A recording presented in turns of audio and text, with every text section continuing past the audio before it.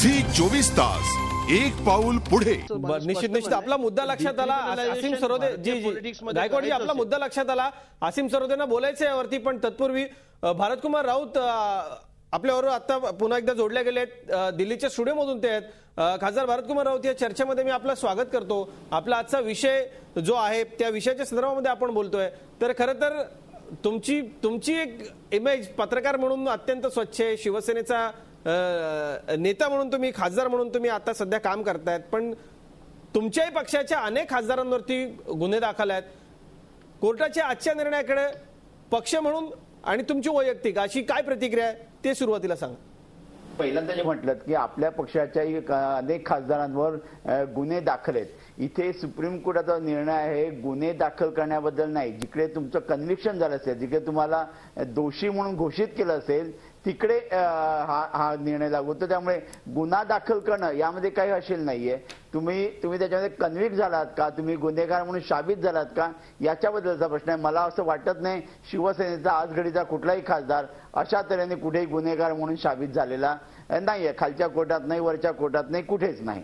हे एकदा सांगून झाल्यानंतर मला असं वाटतं की जर का सार्वजनिक जीवन जर का आपल्याला शुद्ध करायचं असेल, याच्यामध्ये सार्वजनिक नीतिमत्ता आणि राजकीय नीतिमत्ता जाणायची असेल आणि त्यासाठी जर का या सुप्रीम कोर्टाच्या निर्णयाकडे आपण बघत असू, तर मला असं वाटतं मी आणि माझा पक्ष याचं स्वागतच करेन।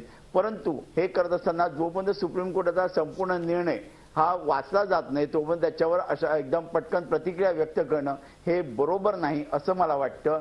त्यामुळे एकदा त्याची पूर्ण प्रत हातात आली का कुठल्या गोष्टी सुप्रीम कोर्टाने याच्यामध्ये विचारात घेतलेल्या आहेत आणि त्याच्यावर हा निर्णय दिलेला आहे, ह्याचा विचार करावा लागेल। याचं कारण असं तुम्हाला सांगतो की या निर्णयाचा परिणाम हा सर्वदूर आहे।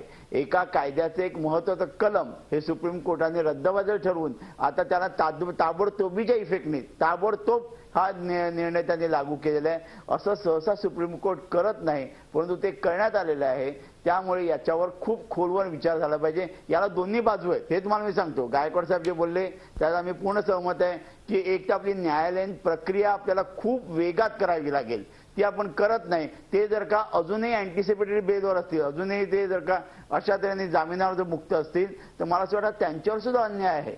त्यामुळे याच्यासाठी आपल्याला खूप मोठा विचार करावा लागेल। न्यायालयीन प्रक्रिया कशी सुधारता येईल, कशी त्वरित करता येईल आणि कशी ती दोषमुक्त करता येईल याचा आधी विचार केला गेला पाहिजे, नाहीतर रोगापेक्षा इलाज जास्त महाग ठरू शकेल।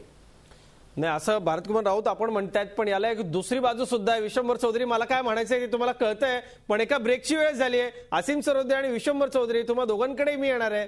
ज्या पद्धतीने भारतकुमार राऊत हा मुद्दा मांडतायत, जसं त्यांनी सांगितलं की याला एक दुसरी बाजू आहे, आम्हाला एक तशी दुसरी बाजू लोकांच्या वतीने मांडायची, ती दुसरी बाजू पाहणार आहोत एका ब्रेक नंतर। पाहत राहा रोखोक। झी 24 तास एक पाऊल पुढे।